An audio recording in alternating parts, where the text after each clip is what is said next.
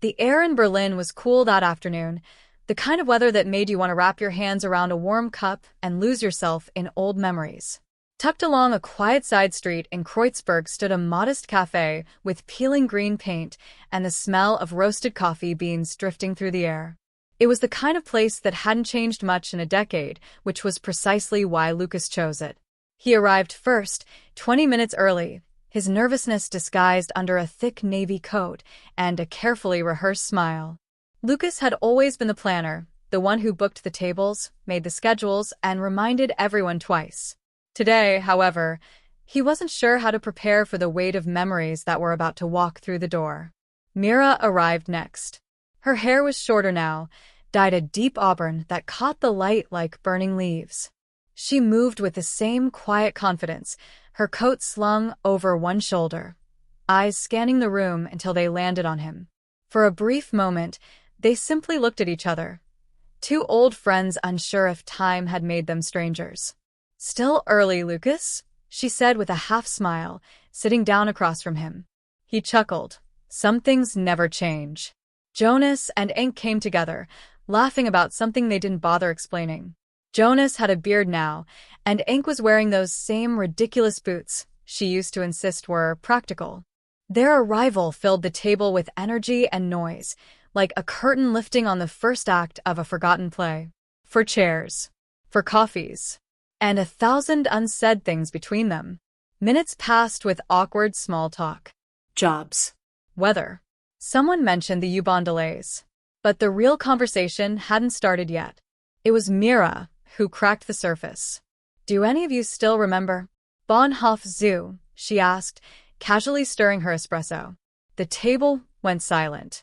Lucas looked up. Jonas stopped mid-sip.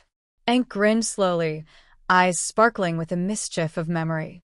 "Oh no," Lucas muttered, already bracing himself. "Yes," Mira continued, her voice playful. "That night. The plan. The emergency yogurt. And, of course, the signal." They all burst into laughter. Not polite laughter. The kind that made your stomach hurt, your eyes water, and your heart feel light. It had been 10 years since the night they pulled off what they called Mission Bahnhof Zoo. A ridiculous, chaotic, and completely unnecessary plan to sneak past a disapproving lecturer, catch a late-night concert, and return before anyone noticed. There had been disguises. Code words. A yogurt meant as a decoy.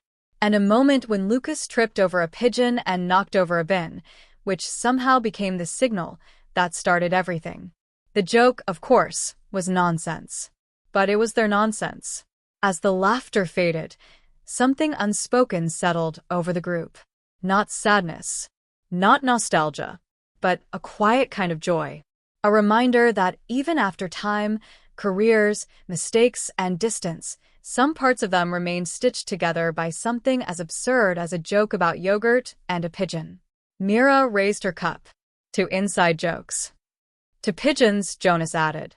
"To never growing up," Ink grinned. "And Lucas?" He just smiled. Because in that moment, surrounded by friends who still understood the punchline, he realized the best stories are the ones only a few people will ever truly get. 2 hours later, the cafe had grown warmer, more crowded, and somehow quieter around their table. Outside, the Berlin sky shifted to gray, hinting at rain. But inside, the air buzzed softly with memory.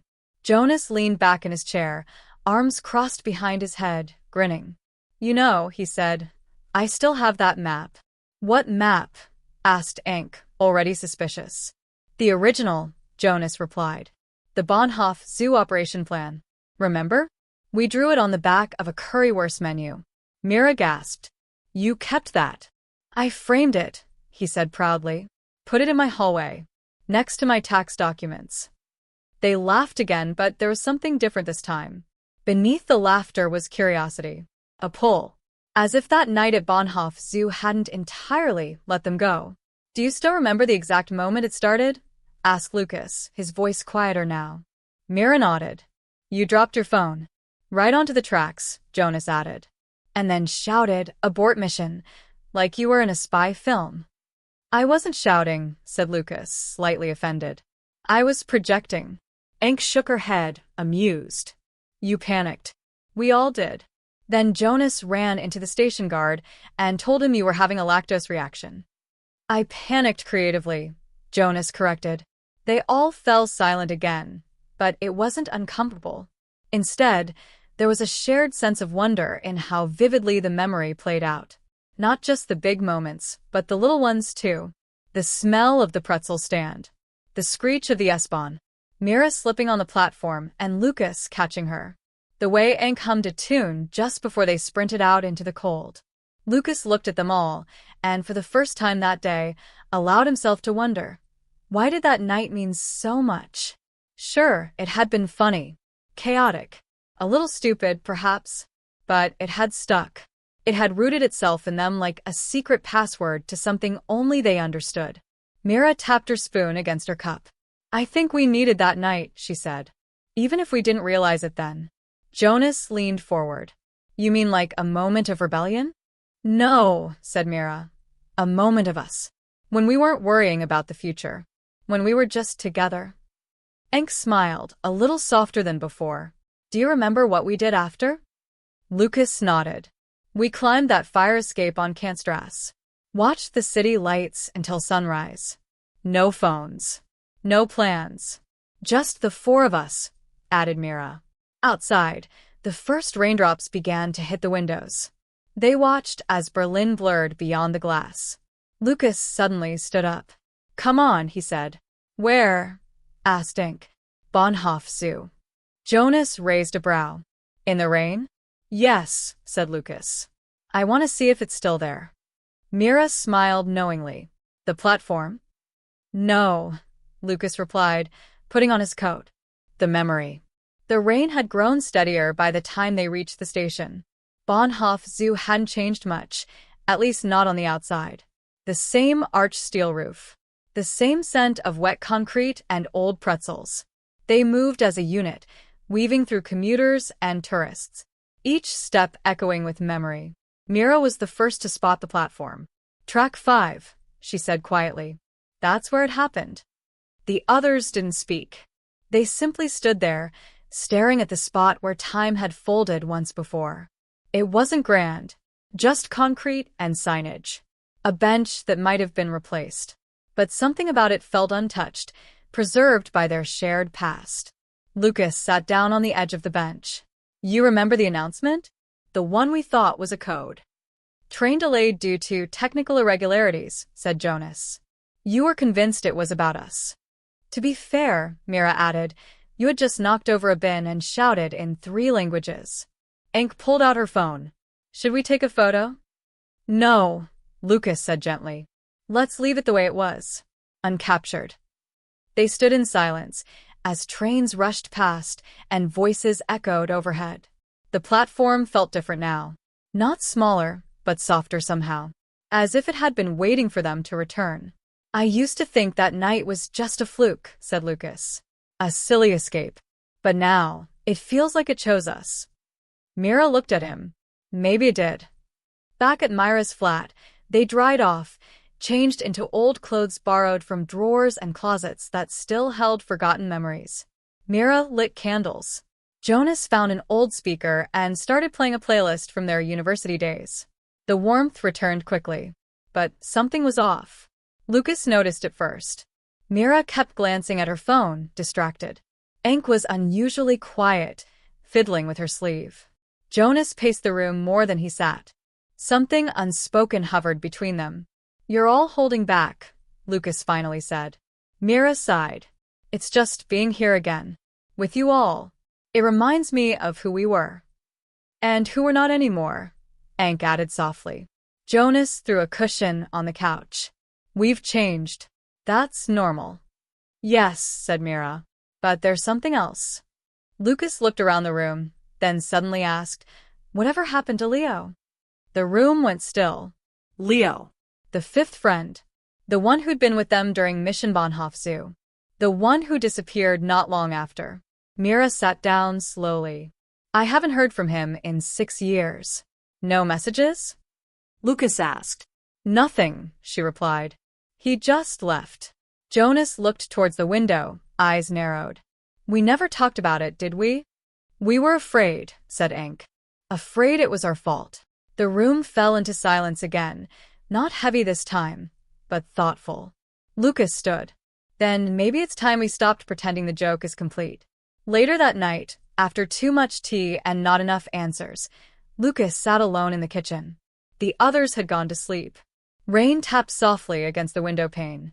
He pulled out his old phone, yes, the one from that night, and scrolled through contacts. Many names had faded from relevance. Some he didn't even recognize. But Leo's name was still there. No profile picture. No status. Just a number. On a whim, Lucas typed a message. We were back at the platform tonight. The joke still lives. Are you still out there? He hovered over send, then pressed it. The screen blinked. Message sent. He placed the phone on the counter and returned to the lounge. 5 minutes later, a faint chime echoed from the kitchen. One new message. He rushed back, heart thudding. Still here. Some things are harder to forget than others. By morning, the message was all anyone could talk about. He replied. Mira asked, eyes wide. Lucas nodded. That's all he said. Jonas poured coffee slowly, as if the weight of the situation required ceremony. Should we meet him? Ank folded her arms. Do we even know where he is? He sent a location pin, Lucas said. Just outside Spandau. That's remote, Mira murmured. Why would he be out there? The group debated, weighing caution against curiosity. But in the end, the answer was clear. They needed to know. The train ride to Spandau was long and gray. Fog clung to the windows, making Berlin feel distant. As the train slowed, silence wrapped around them again. They followed the pin on foot through a wooded path, up a hill that overlooked an old industrial canal. And there he was. Leo. He looked older, yes. Thinner. His hair was longer, but his eyes were the same, sharp, watchful, tired. I didn't think you'd come, he said simply. We almost didn't, said Mira. But then again, we almost didn't climb that fire escape either. He smiled faintly. They sat near the edge of the canal, facing the water. I disappeared because I was afraid I'd stay the same, Leo said. And I couldn't afford that. You didn't have to disappear from us, said Jonas quietly. I know, Leo replied. But I needed space to fall apart. The sun began to set, streaking the water with gold. Leo stood up. I kept the jacket, he said. What jacket? Asked Ink. The one from that night. The one with the fake name tag and the pockets full of jelly beans. They laughed softly. Leo reached into a backpack and pulled it out. Thought maybe it was time to return it. Lucas took it, but shook his head. It's yours. You were part of it too. For a moment, no one spoke. Then Mira said, You know, we always thought you were the serious one. The logical one. Leo raised an eyebrow. And you were the most committed to the joke, she smiled. That made it real. He smiled again. Not the tight smile from earlier, but something warmer. Something closer to the person he used to be. They stayed in Spandau until dark, talking, walking, laughing. The kind of laughter that doesn't fill a room but heals it. At one point, Leo pulled out a tiny, crumpled yogurt cup from his bag. No, said Jonas. You didn't. I did, Leo grinned. Kept it. Didn't know why. They placed it on the ground between them. A relic. A symbol. A signal. Later that night, back in Berlin, Lucas wrote something on a napkin. He handed it to the group. It read, The best inside joke is the one you don't explain. Everyone nodded. Weeks passed. Life resumed. Emails. Deadlines. Responsibilities. But something had shifted. Each of them carried the night with them. The joke was no longer a memory. It was a heartbeat. One evening, Lucas passed Bahnhof Zoo again. He paused, looked down at the tracks, then up at the sky. His phone buzzed. A message from Mira. He's coming back to Berlin. He wants to help us write it down. The story. The joke. Everything. Lucas smiled. And in that moment, a pigeon landed beside him, knocked over a crisp packet, and fluttered off again. He didn't say anything. He just whispered, signal received.